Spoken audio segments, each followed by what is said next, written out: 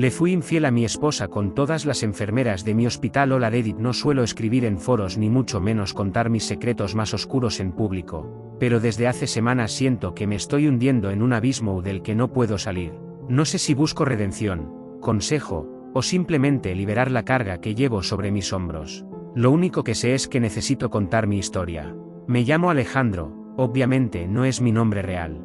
Soy jefe de enfermería en un hospital reconocido en mi ciudad. Tengo 38 años y llevo más de 15 dedicado a esta profesión que, en teoría, siempre me apasionó. Casado desde hace 8 años con Laura, la mujer más noble que he conocido, y padre reciente de una niña hermosa que llegó a este mundo hace apenas unas semanas. Si ustedes me vieran desde fuera, dirían que lo tengo todo: una familia sólida, una esposa amorosa, un trabajo estable y un respeto ganado en el hospital.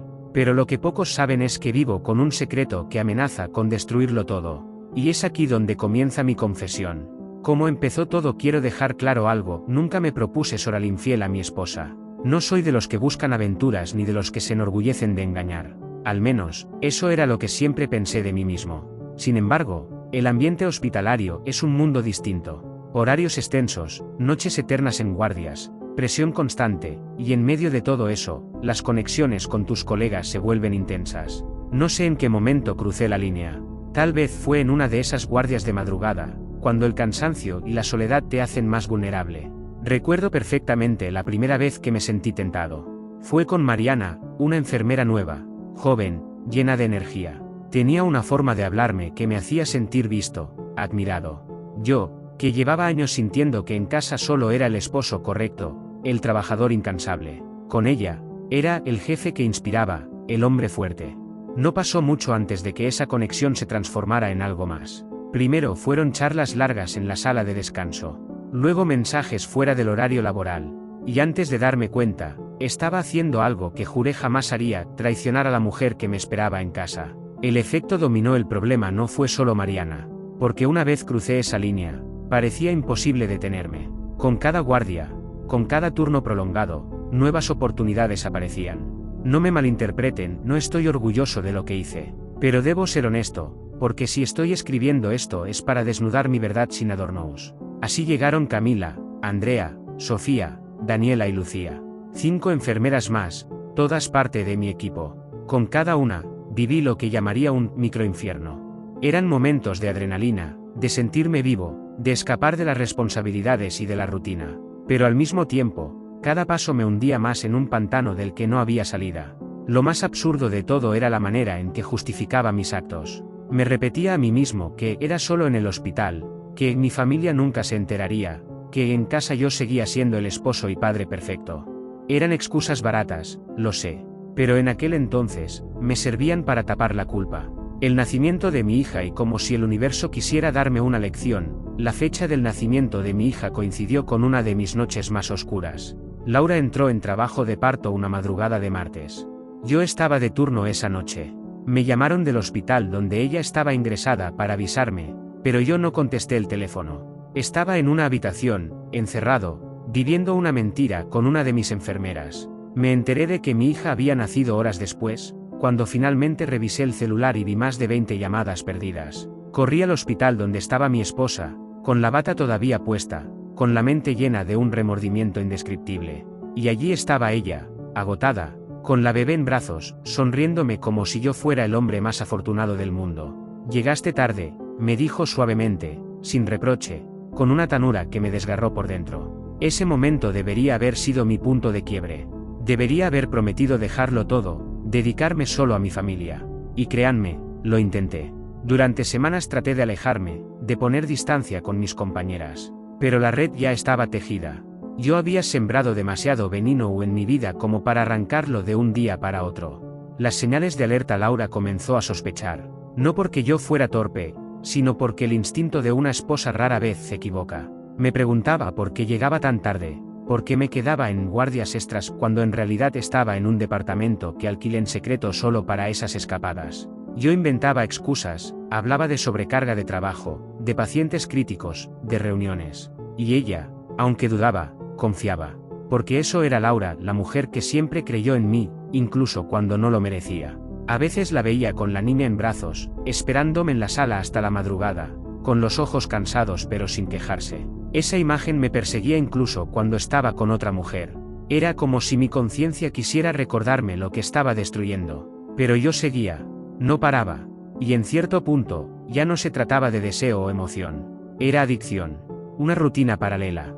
Una doble vida que se me escapaba de las manos. El riesgo creciente, lo más aterrador, era que mis compañeras comenzaron a enterarse unas de otras. Al principio, cada una creía ser la única. Pero en un entorno cerrado como un hospital, los secretos no tardan en salir.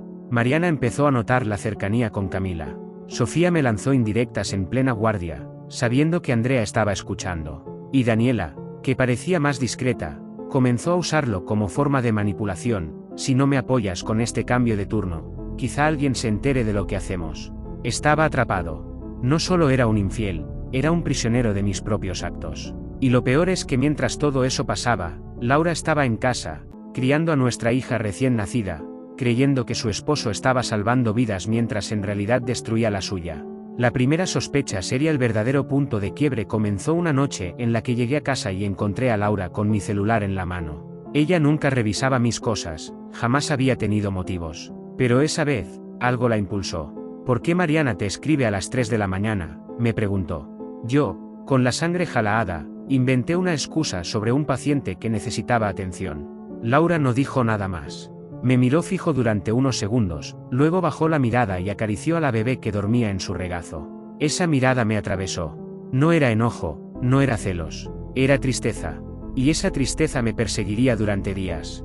Desde entonces, empecé a vivir con miedo constante. Cada vez que sonaba el celular, pensaba que era el momento en que todo se descubriría.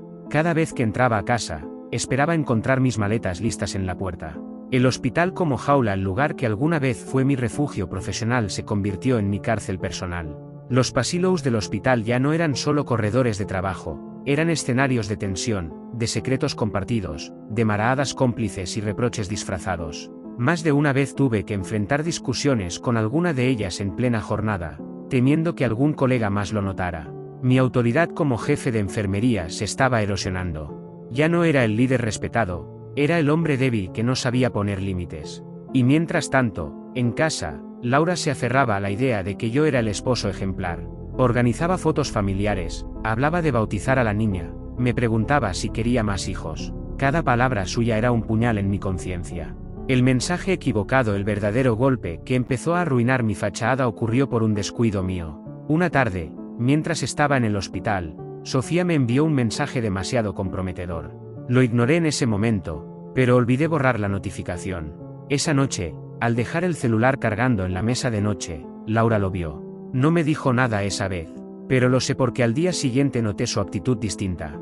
Sus ojos ya no tenían la misma confianza. Me miraba como si buscara confirmar algo. Y yo, en mi paranoia, empecé a cometer errores aún más graves. El comienzo del fin hoy, mientras escribo estas líneas, siento que todo está a punto de colapsar. Laura ya no me cree mis excusas.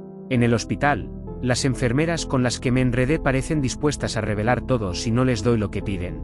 Estoy atrapado en una telaraña que yo mismo tejí, y lo único que me sostiene es el silencio frágil de quienes todavía no han hablado. No sé cuánto más puedo ocultar. Mi esposa merece saber la verdad, pero si se entera, no solo perderé a mi familia, perderé también a mi hija, a mi reputación, a mi trabajo, a todo lo que alguna vez construí. Lo siento como si una bomba de tiempo estuviera a punto de explotar. Y cada tic-tac resuena en mi cabeza. Cliffhanger final del capítulo. Anoche ocurrió algo que me dejó sin dormir.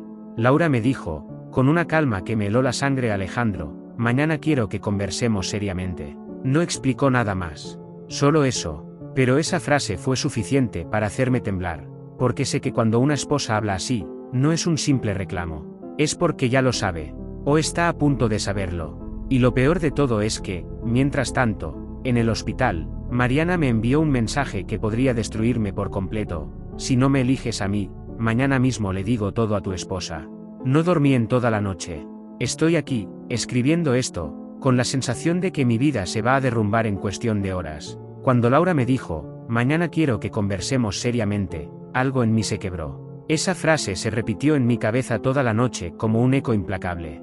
No pude pegar un ojo. Estaba tumbado en la cama, escuchando la respiración suave de mi hija, observando a mi esposa que dormía con la frente arrugada. como si incluso en sueños su corazón cargara un peso que no debía. Yo sabía que el tiempo se había agotado. Todo lo que había escondido detrás de mentiras, excusas y dobles turnos estaba a punto de salir a la luz.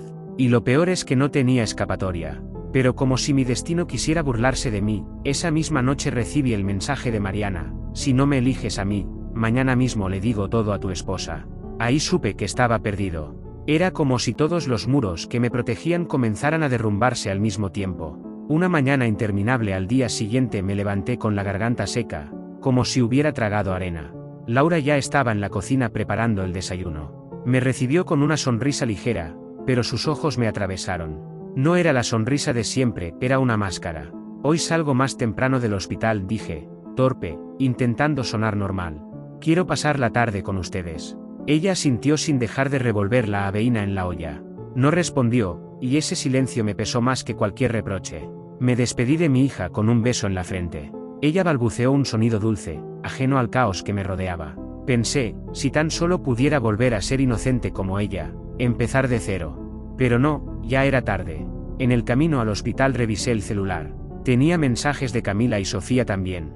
2 de ellas sabían de la presión de Mariana. Era como si quisieran aprovechar la tormenta para ganar terreno. Estaba cercado.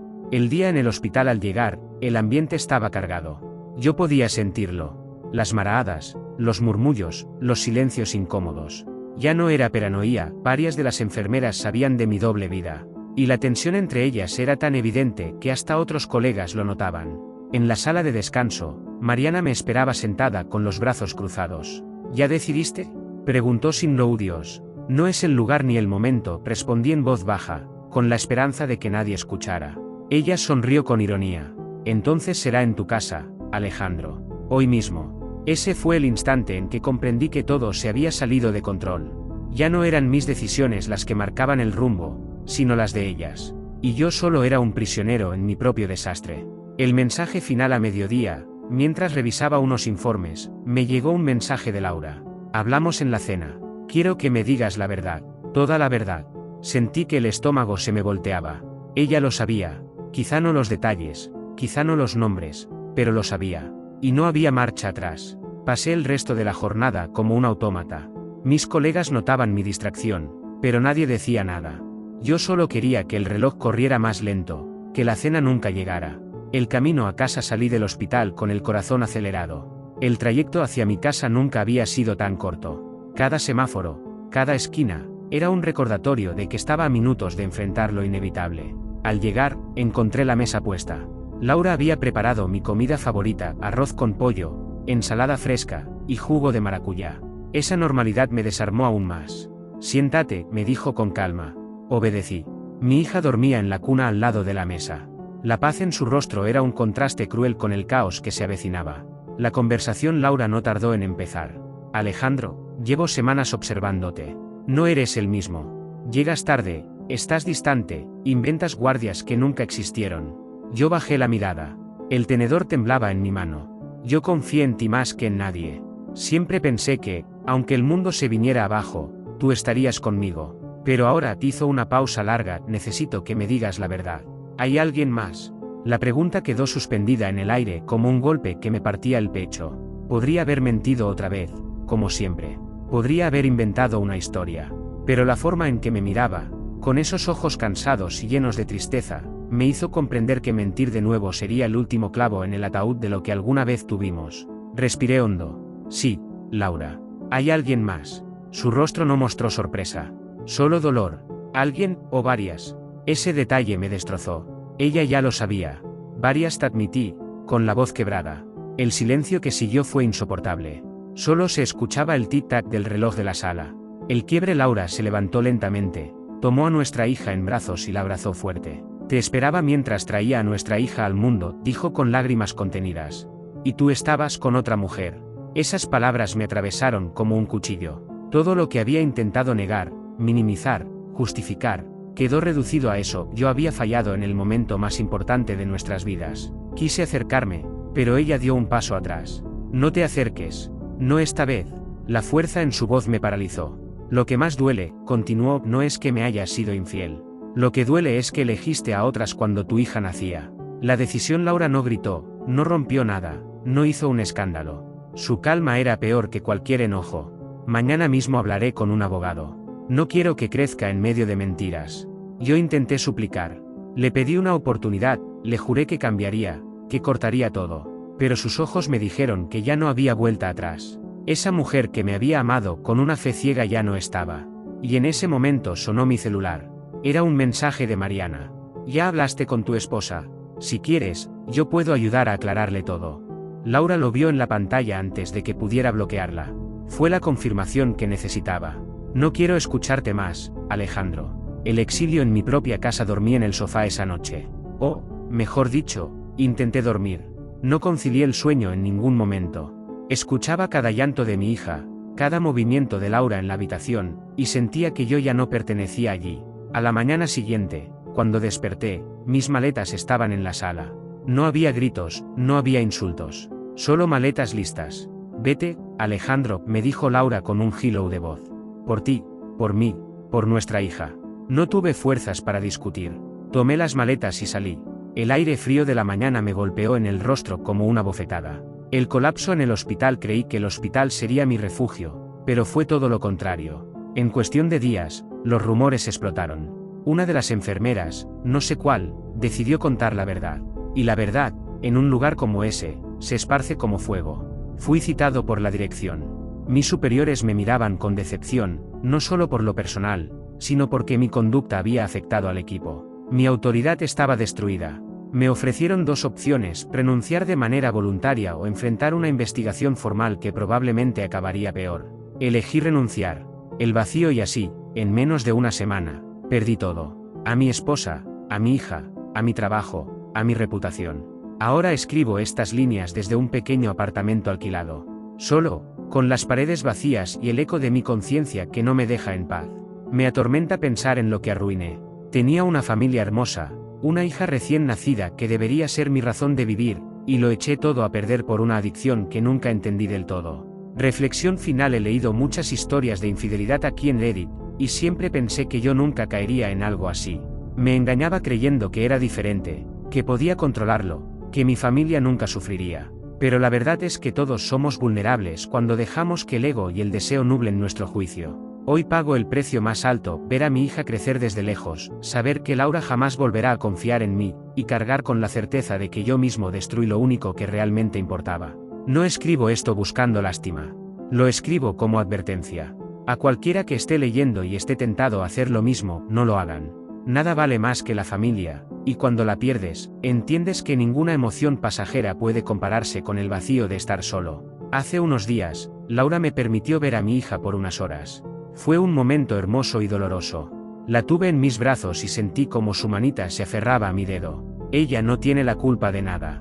No sabe de mis errores, ni de mis pecados, ni del desastre que provoqué. Solo sabe que soy su papá.